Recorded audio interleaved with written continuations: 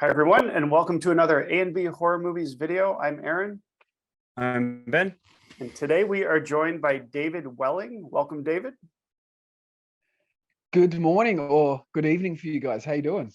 Very good. Thank you so much for good. Thank you so much for agreeing to do a video with us. So, David, you are a director, writer, producer, editor, and I saw that you even have done some stunts, which we'll get to in a moment. You have, let's see, you've done some documentary films. The first one is called, I had to write this down, My Little Life, which is about competitive miniature dollhouse making, which is quite intriguing. So if we have time, let's talk about that a little bit. You also directed a short called Lunch Date about an online relationship gone wrong. And most importantly, which is what we're very excited to talk with you about today, is your first full-length movie called Surrogate, which is out right now. You can catch it streaming on multiple platforms, which we can give a shout out at the end. But my first question is, first off, I loved the film. I thought it was refreshing. It was a nice new take on, it kind of has like It Follows vibes, Smile vibes, the new film that's out right now. But you give a, like I said, like a brand new take on it. So my first question is, can you tell us a little bit about how this movie came about? Yes, certainly. Smile was interesting because I mean, we wrote and made Surrogate just before Smile came out, and Beth, who I co-wrote Surrogate with, sent me a message. You know, she'd just come out of the cinema and said, "Oh my God, you have to go and see it. It's got some, you know, freakish similarities and some of the same character names." But interestingly, that the original ending we had for Surrogate, which we changed, was the ending that Smile used. And yeah, it was really freaky to sit in the cinema and watch an ending that you've written for your script and you've got rid of it, gone a different way, to watch it play out. I think ours kind of worked better in the end. I'm glad we made that choice. But Surrogate, it came about from, so I co-wrote it with Beth King, who's a friend and a writing colleague, and she's a huge horror fan. And you know, I said to her, let's do a horror film. And we were just having brainstorming sessions, and we came up with about 6 or 7 ideas for feature films, and Surrogate is the one that emerged, that grabbed us most initially. You know, we really saw the potential in how we could play out this sort of a unique angle on a classic ghost horror tale. Very cool. I'll go in. You finished? Yeah, go ahead, Ben. I'll let you jump in. I just wondered, with some of these films, there's always like some kind of a true story or backstory. Say, look, from The Exorcist was taken, or Exorcism of Emily Rose, Poltergeist. Was there any kind of a story that you picked up on, that you'd heard about, that you thought, oh, I could get maybe a film made from this? Or not so much for this story. We had, I mean, the true crime aspect is something also that Beth and I are really interested in, and there is a crime story element that weaves through Surrogate. But if you have a look at pretty much all ghost horror films, they're essentially a lay detective story. So, you know, we're really big fans of Japanese horror, and particularly things like Ring and Grudge, and both of those have an investigative story. So we're picking up on that, some true story aspects around missing children and violent children in particular. So we read about a few different cases, but they really just informed some of the ideas and characters. There wasn't sort of a specific character we were basing those events on.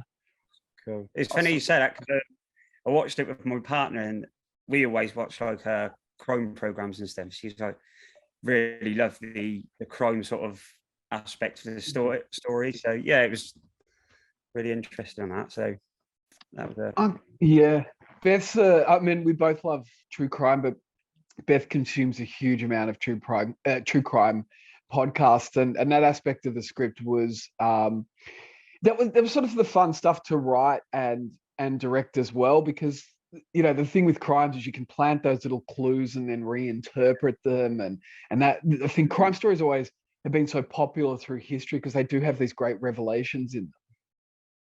Yes, of Yeah. course. Well, I had a question about, awesome question, Ben, and follow up. I had a question about Beth King. So you co-wrote the screenplay with her. Can you tell me a little bit about what the writing process was like, and how was it collaborating with another person when it comes to writing a screenplay? And are you still friends now after the process? That was kind of a joke.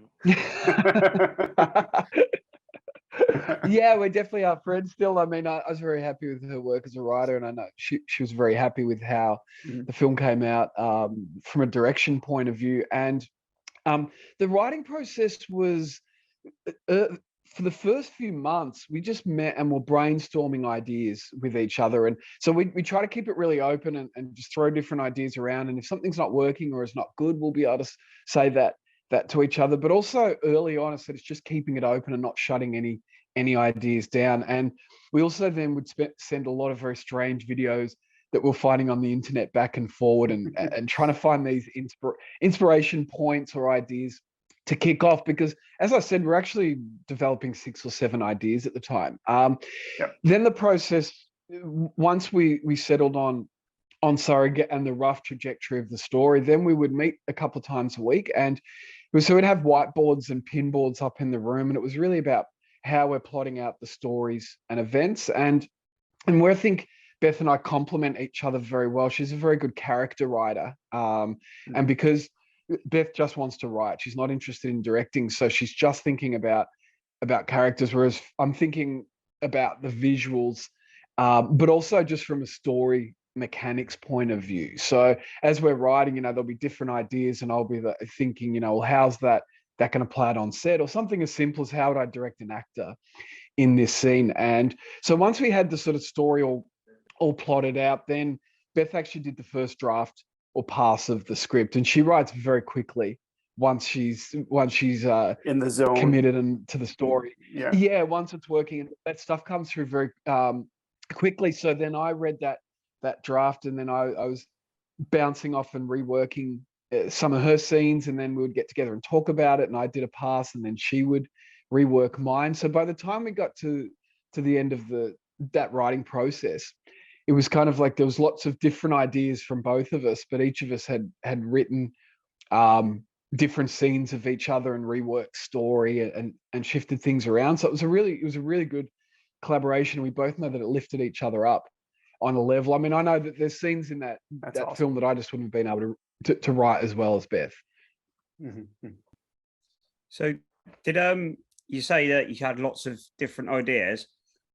Did it once you come up with like the main sort of what you was going with, did it change from script to screen as you was filming as well? Did you sort of go, actually we'll go with the idea that we had before? Did you pretty much stick to what you'd decided? So yeah, the writing, it actually during the writing process where the story shifted around quite a bit. And on the Blu-ray has just been released for Surrogate, and on there we had a documentary made called Birthing Nightmares. And in that documentary, because I also work as a filmmaking teacher as a side job, and so it sort of said to them, if this documentary would be good to do like a mini film school. So anyway, people are interested in the process or want to learn and about filmmaking, and in that we detail the writing process. And we actually, the entire first act of the story in the original draft is completely different to what actually the final film became in the end. So we wrote that draft, and then we went back and went, actually, we don't like the setup of the story, so we changed the entire setup.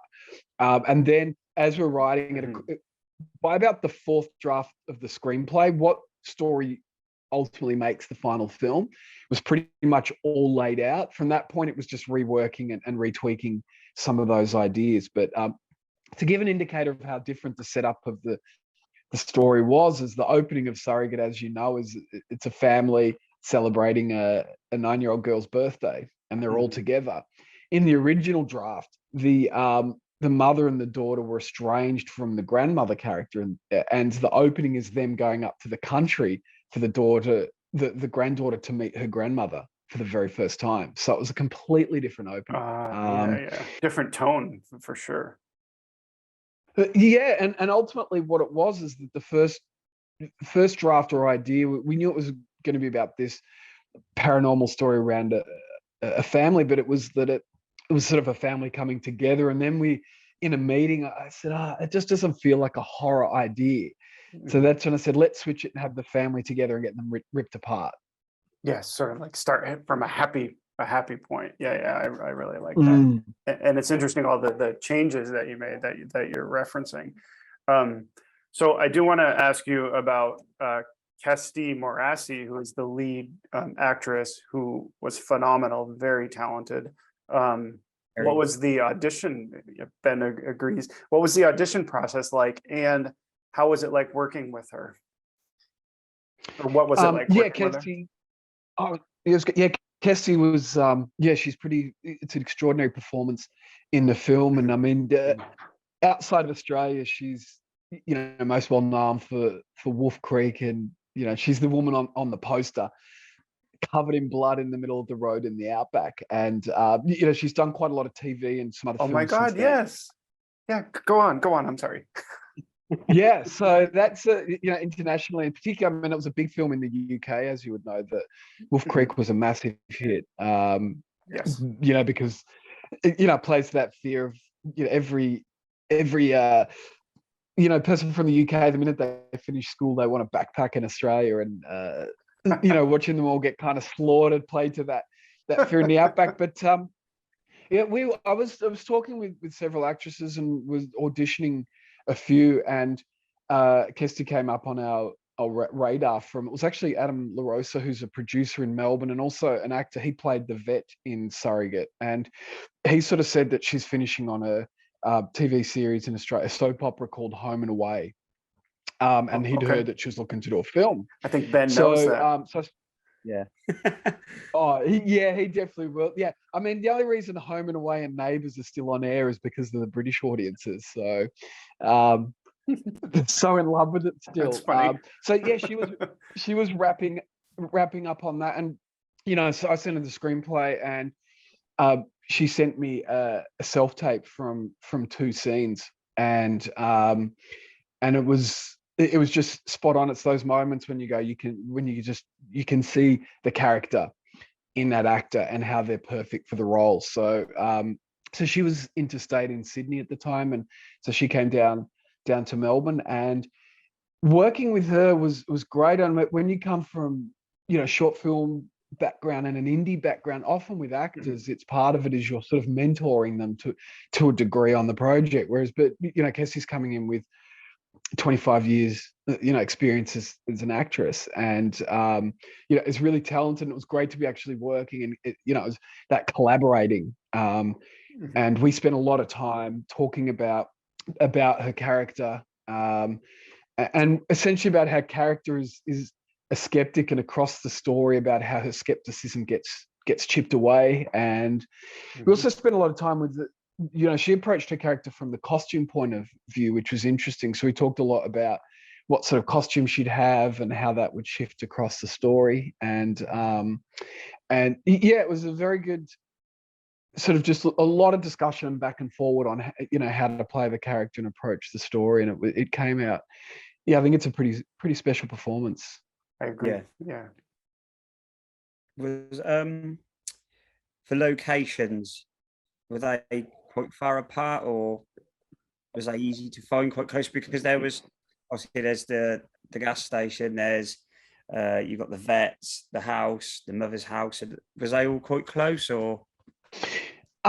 Yeah, there were some. We were on a very tight shooting schedule. We only had 18 or 19 days to shoot the film, and wow. So where in certain areas we had to really maximize that location use, and in the making of documentary, we've got a little section where almost all of the hospital locations are the same hospital. We just repurposed rooms and different floors, but a couple of them were just outside of Melbourne. So the petrol station, which looks extraordinary on screen, and Alice Chester, one of our producers, found that, and that's in a town that it's about 55-minute drive from Melbourne. And so the good thing about when you're shooting in Melbourne, even though it's a metropolitan city, you can go 30 to 50 minutes out, and you'll get these towns that are that look like they're getting out in the country or the bush area. So that was ones we didn't have to move the crew up there. We could just drive up for the day and shoot. And the other really interesting one is the house where Mad Margot lives, where Natalie goes out, to investigate. Yes. That house is actually in the suburbs of Melbourne. Cool. It's this extraordinary place, and you wouldn't believe it and it's that classic. It's just how you frame it. So we have that beautiful sweeping drone shot out in the bush, and then we cut, and that house is about 1.2 kilometers from the center of Melbourne. Oh wow. Wow. That's awesome. Good question, Ben. That was good. Good answer too. Well, yeah, I mean, I love the opening scene at the gas station. It kind of reminded me of Open 24 Hours. I'm not sure if you've seen that movie, which came out, I think, in 2018. And also even going all the way back to Urban Legend back in the 90s, where the girl pulls up to the gas station. It kind of gave me those vibes, and it was a really nice intro to the film and sort of set up what's to come. I guess we have to talk about the seance scene with the use of the mirrors. As you can see behind David is the poster for the film, and there's a mirror. So the film is amazing. However, this one scene in it, there's a seance with mirrors. And for any horror fans watching, you've got to check this out. I mean, check the entire movie out, but this scene really stood out for me. And I watched the movie at the gym, to be honest, on the treadmill. And I kind of slowed down a little bit. I was like, wow, this is really terrifying. Where did you get the idea for that and to use the mirrors, and how did that come about? Because it is fantastic. Yeah, that's a great image of you on a treadmill watching that. That's hilarious. I mean, imagine people walking past and seeing that. Yeah, that scene. We're really happy with how that came out. Once we hit onto the idea in the writing process, Beth initially had heard about it. It's called the Three Kings or something like that. I can't remember now. It was an internet phenomenon with using mirrors, and we looked into it. Yeah, so we looked into it, and it actually was this phenomenon online, like people doing videos around it, but it didn't quite make sense what the process was. So we sort of reworked it, and it was an example. So often in screenwriting is the scenes or the script are long and you're tightening up, but that was one of the scenes that Beth did the first pass of it. And it was only at about 3 pages, and I really saw the potential of how we could really draw that tension out. And so I really expanded that into, it's about a 6 or 7 minute scene in the end. And when everybody read the screenplay, that was everything that came back. And any cast or crew was just like, oh wow, this seance scene. And so good. Yeah. There was one I was very excited about shooting it, but it was very tough to cast because we saw almost every child actor in Melbourne, because we had three child actors we needed, all of the same age. And Harris Fazlick, who was one of our producers, he suggested Ellie Stewart, who was playing Ava the little medium. And when she auditioned for it, that's when I was like, wow, we can really make this work. Because it was perfect. She's pretty extraordinary. Yeah, and I think that scene that was one of the few scenes we had an entire day to shoot. It was still a really big day. I think we were shooting for 12 hours. But because our schedule was tight, we're always shooting, some days up to 3 major scenes. And that was one we just knew said the script was working really well. And when we got Matthew Crosby, who also plays Ava's father, Malcolm in the scene, and once we had, the cast in place, and Bianca, our production designer, the mirrors that they found and the chairs and and in the documentary, they cover how all the mechanisms on the chair work. Once all of that started falling into place, when we're shooting it on the day, I was like, this is, it's going to be a really kind of special moment. And it definitely was. Ben, I know I'm going to let you ask a question, but the fact they can't turn around, oh my God, it was so scary. And that little girl in the park, when she's talking to the lead actress and describing the dog, man, I don't want to give anything away, but the look on Kesti's face was just flawless. And Ben, I'll let you ask a question. And I was going to say on that moment was great when we because we had a theatrical screening in Melbourne, and sitting in the cinema, that scene was great too, because I would watch the audience, not the film, because I'd seen it so many times. And once it was starting to kind of drift to the mirrors, you can see people kind of cowering in their seat or hiding, and yeah, the effect of that was sensational. And the same moment which we're talking about in the park, when that penny drops in the park, with that conversation between Kesty and Ellie. The dog, right? Yeah, the medium, the little girl is like, I see a dog. Yes, it was perfect. Go ahead, Ben. What do you got? No, I was going to say I also loved as well, because I'm a massive fan of like ghost story sort of films. But I did love the idea with the phantom pregnancy, but it was like not phantom, it was there. But I loved that idea, and I just thought that was really put in there and sort of touched a really sort of serious side of the film. It to me that delivered and really brung like how serious a story there was in this as well. So yeah, I just wanted to. Yeah, no, that's exactly. Yeah, and the sacrifices that the lead actress makes. I don't want to give anything away. To save others and to save her family, ultimately in the final act. But let's keep things moving, right? Go ahead, David. Yeah. No, that's all right. Jump on.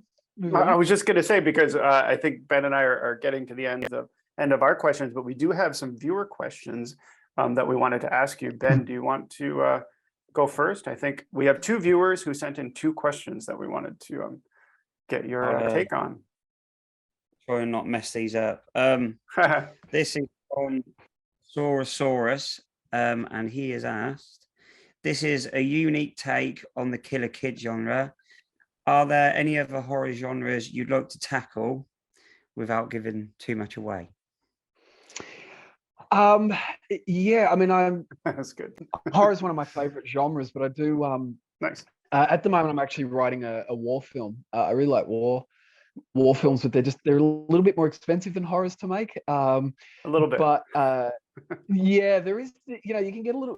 I'm crossing over some sort of horror ideas into this war film at the moment. Another screenplay Beth and I were writing was, which I can't get into too much at the moment, but we're very interested in early stages of the internet, where there's videos that are up on the internet, but they now, from the very, very earliest, I think it's geosites or something like that, that there's actually no source for where they originally came from. And there's some really horrific and bizarre videos.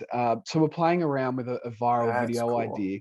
And that was one of the early ones we were developing as we're developing Surrogate, this idea relating to viral videos. And so there's certain things on the internet that they actually don't know what that source material is. And if it's real or not, right? Whatever you see in the videos. Well, that's the question. So I mean, the really famous one is the creepy, and some of the viewers will know the I Feel Fantastic video, which is the bizarre robot AI type singing this song. I'm not sure if you've seen it. Yeah. And so I think I have. I don't know. And again, not sure what bit is, what is sort of internet myth, what is true, what isn't. But we're really interested in that idea, and the deeper you explore into that, what you might uncover. And there's been a few films that have tackled that, but I don't think particularly well. So that would be good. And also another thing we're writing at the moment, which is a little bit more thriller than horror based, but like that stuff, because I spend a lot of time out in the bush, is what we call in Australia, which is the forest or the jungle. And so whenever I go out there by myself a lot as well at night, and it's amazing how much your mind starts to play tricks when you're out, in the forest by yourself. So that's one of the other genres, or that's a sort of sub-genre of horror we'd love to do another film on. And there's a follow-up question. But before you ask that question, I just watched Horror in the High Desert. Speaking of going out, I mean, it's not in the bush, it's in somewhere in the States, I think Nevada. If you like found footage films, check it out. It was very scary the last 20 minutes. That's all I have to say. Horror, Okay, what was that called? Sorry. Horror in the High Desert. It came out in 2021. Okay. It's kind of a mockumentary, so the Ah, first hour or so, it's like interviews. But then the last 20 minutes, they find the footage of the guy who's missing. And when they play the footage, ah, it was terrifying. oh, I think I just Have you watched that a seen it? couple weeks. Is that the one with the cabin in the woods guy? Yeah, the near guy the goes like end? 3 days. He hikes 3 days into the woods and the cabin. Yeah, Yes. yes. Wasn't that good? Man, that was Yeah, well done. There's a sequel that's out right now. I completely digress. And Ben, I'll turn it back over to that's right. Yeah. you. Very good movie. I can't wait to watch the sequel. I've got to watch it. Yeah, the second question was, where am I? What would you say was the motivation for the evil presence? Oh, interesting. So in part, Beth early on was researching these sort of evil children, and she was particularly interested, or just saying, children can be quite creepy and say and do weird things, and we liked that playing around with the perception of innocence with a child that's actually evil. And what we wanted to, what came out in the script is, wanted it to actually go, it was a child that just had an evil aspect to it, rather than was made that way. And what was fun about her character, and particularly from writing and directing and working with Ellie Tevlis, who played the evil girl, that her feigning innocence when she knows she's doing really evil things is actually just a really fun kind of dynamic to play out. Yes. Yeah. Oh, that's awesome. I guess over to me. I have 2 questions, but the first one we already covered kind of, but this is from Joshi_Kingstagram. And his first question was around what inspired you to make such a horrific and complicated story, which I think we already talked about. But his second question we haven't covered, which is, what are your thoughts about fellow Australians James Wan and Lee Whannell? Yes. So just quickly on the first, we had covered it a bit, but from a story point of view, Sure. I'm glad that he sort of asked that, because, we love really schlocky, low budget, and gratuitous horror, but I'm also a cinema fan. Like, so grew up watching cinema from all over the world, and when we went into this, what we wanted was to have a good story. We're big fans of The Exorcist, and Beth and I, we like that. That's building the characters and the story at the start. And not sure if you've seen a Spanish film, ghost horror, called The Orphanage. Yes, which, I love that movie. yeah, which we really love as well. So we wanted a good piece of filmmaking. So yeah, we very much wanted to go, how's that story work, rather than let's just set up have a basic setup and just have gore and gratuitous violence. So so I'm glad that he's liked the story in that component. James Wan and Lee Whannell, I don't know them personally, but my sister went to school with Lee by coincidence. We grew up in the same suburb. Wow, that's cool. So my twin sister went to school with him. But I haven't worked with them. I don't know them personally, but they're James Wan is hugely successful. I mean, not just one of the most successful Australian filmmakers, but he is kind of got this corner in Hollywood studio horrors that not many people have had. So some of the stuff I really like, Conjuring is the first Conjuring is really good, and I was rewatching recently again the first Insidious film, which Lee wrote. That's good. And they're doing I'm kind of interested to see. I haven't seen Malignant yet. It's on my list to watch, but I think that's James's latest film. That's another good one. Yes. There's a prison scene toward the end that'll just blow your mind. It's so over the top, and then it even gets more over the top as you watch it, if that makes any sense. Yeah, I think it could be one of those films that you watch the first time because it wasn't what I expected it to be, and then when I watched it the second time, I enjoyed it a lot more because I sort of knew what I was going into. It was a good film. So. Yeah, very well shot. Very well done. Go ahead. It's usually a good sign if it is, second or multiple viewings, if a film is getting better, is usually a good sign. Because yeah, sometimes you get, and all of us as audience members go in with an expectation, and especially if you know the James Wan film, that there's kind of go, oh, this is the trajectory it'll go down. And yeah, that was the great thing with Surrogate when we screened at the cinema, because we had people come multiple times to watch it because of the twists and turns and reveals. And that's one of those gratifying things when people second time around are like going, oh wow, like everything that happens is happening for a reason, even if you don't, which you don't know on the first viewing. So yeah, it's better when your film gets better with each viewing rather than declining, which does happen. Oh, it sure does, right? This wasn't as good as I remembered. Yeah. Go ahead, Ben. I was going to say, I watched the first half of the film on my phone, and then everybody went out. So I put the phone on the TV and watched it again. Sorry, and there was a bit that I didn't catch the first time around, where when they're in the hospital and the doctors, they're saying about the pregnancies, and then the doctor says, we can't explain it, and I thought that made it even better for me, because I was like, oh, I love this, can't explain this, The and what's this happening. Yeah, the mystery. I absolutely loved it. So that was cool. Yeah, and yeah, that was. Oh, sorry, keep going. It cut out. No, I'm just saying, as the second viewing, I sort of picked up on a few more things. So yeah, I would say Surrogate's definitely a film you could pick more up on a second watch, maybe.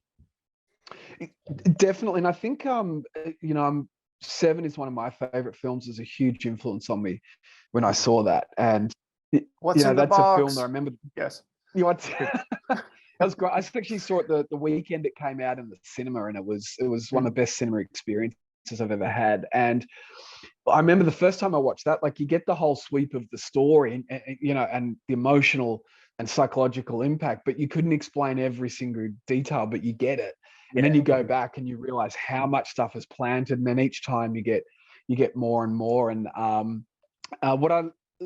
when we're shooting Surrogate, what was interesting is the scene early on that seems really innocuous when Natalie and Rose, so the mother and daughter, are doing the video diary for her school assignment. And first time around you might be kind of going, oh, what's the point of this? But when we were shooting it, the irony really, I became aware it was more, there was a deeper irony in that scene, even than when it was on paper. And especially second time you watch, because everything they talk about all plays out later on. And I love that in films myself. That's why when I mentioned earlier Orphanage, that's great examples of there's some stuff going on that not sure about, and then second time you're like, wow. Definitely, because if you know what's coming, then you pick up on things that you completely missed the first time. Saw is another good example. If you watch it back through after you see it the first time, the Sixth Sense comes to mind as another one that some few tidbits you missed the first time through. Well, this has been awesome. We always try to fit in some horror trivia. Are you okay if we throw in a few questions? Absolutely. Hopefully I can get. Here are some of the categories. Excellent. I don't know if you can read that. David, why don't you pick the first category? Oh, okay. It's a bit. Do you want to read them out? I can just read it. Yeah, we've got my phone. Yeah. Oh, right, you're on your phone. I forget. Paranormal, monster, gory / disturbing, psychological, comedy, or slasher. There's 6. Maybe we'll start with paranormal, because that's the genre on at the moment. We'll start there. Very cool. Let's see. In The Ring from 2002, The Ring, how many days after watching the Sinister videotape does one meet their doom? How many days? That's it. 7 days. Is it 7? Yeah, it is 7. Here, let's do another. Let's go do with another paranormal. Oh, that one's too easy. Oh, this one's too easy too. What is the name of the youngest Freeling child in Poltergeist? That's actually not easy, because I haven't watched Poltergeist for about 20 years. That's unfair. Never come into the light. I can't. Come into the I light. can't recall. I said I haven't seen it in 20 years. I mean, my favorite scene in Poltergeist is the final scene with the clown doll on the bed. I'm gonna have to phone a friend on that one. Ben, do you know? I remember. Carol Ann, come into the light, Carol Ann. The little blonde girl. Okay. Let me see. Let's just do some paranormal ones. I have no idea what this is. Here we go. Next one. All right, I'm just going to read it. What rock star wrote the title track for the Prince of Darkness soundtrack and had a cameo role in the film? Prince of Darkness, John Carpenter. I think I know this. I think he plays a zombie. In the alley. Yeah. I think. Wow, I can't remember. I'm trying to think of the scene. Let me see. I think it's. Do you want me to say who I think it is? Yeah. Yeah, go. I think it's Alice Cooper. Yep, Alice Cooper. Yes, yeah, he's a big horror fan. I was watching a documentary recently when he was talking a lot about Dario Argento's Suspiria, which was a huge influence on his music as well. Yes. All right, let's do one more supernatural one. In what area of the house does protagonist Ellison Oswalt find the horrifying Super 8 home movies in Sinister from 2012? So Sinister 2012, where does he find the tapes? I'm gonna say find. I don't know. Does he find them in the attic? I know in the attic. I know he. I was gonna say basement, but oh yeah, the attic. You get it. I do. Nicely done. That's a great opening. Yeah, that's a great opening scene. Oh yeah, the family hanging on the tree limb. Is that it? Yeah, the Super 8. And it's like the old footage. Yeah, that's it. And the whole movie is actually quite good. Yeah. Ben, you like it, right? Sinister. Yeah, that's good. Is that the lawnmower? He runs over with the lawnmower. That's the video, isn't it? I think that's one of them. I know they drown. The whole family gets drowned in the pool. I remember that. And I think there is a lawnmower scene. I don't know. Anyway, it's Ethan Hawke, isn't it? Who Ethan plays Hawke, the yes. father in I said Kevin Bacon, I think, but yes, it's Ethan Hawke. Yeah, I was close. He's always really good, but yeah, he was good. Yeah. Well, David, this has been so awesome. I guess why don't we end with where can people watch the movie, and can you tell us a little bit about physical releases if they're coming, and where can people find you and connect with you on social media? Okay, so I'm really easy to find on social media. So my website is davidwilling.com, which has got this project and others. Also, Surrogate 2022 will find us on Facebook and Surrogate Film 2022 on Instagram. And in terms of watching the film, so there's a few places in the UK you can get it on Amazon. It's available on Amazon in America, as well as Tubi TV and Google Play. And physical media, it's available on Blu-ray, so you can purchase that online, and that's a special edition one. So there's not just the film, we've also got the documentary I mentioned, Birthing Nightmares, the making of, which goes for about 75 minutes, and it also has Kessie Marassi's screen test or self-tape that she did for the role, so you can see her scene. And it's actually it's the first scene when she's in the hospital and they're kind of interrogating her. The Blu-rays, it's available now to purchase online. Very cool. Well, Ben and I are very much physical collectors, physical media collectors, as you can see. Look at his background. It's quite amazing. Well, again, thank you again. This has been awesome. Like we said, we loved Surrogate. We really enjoyed talking with you about the movie. And if you are watching, if there's anything you'd like us to cover in a future video, add a comment and we will consider it. Yep, go to Instagram, follow us over there, like our posts. Same with YouTube. Sub us because it helps us out. And cheers for watching. And thank you to David. Yes, thank you very much. Thank you very much for having me on. This has been great. And I just wanted to add, how cool is it? I'm in the States, Ben, you're in the UK, and David, you are in Just about Australia. to say. Try to figure out those time zones. Yeah. All right. Awesome. Bye, everyone. Thank you. Yeah. Thank you very much.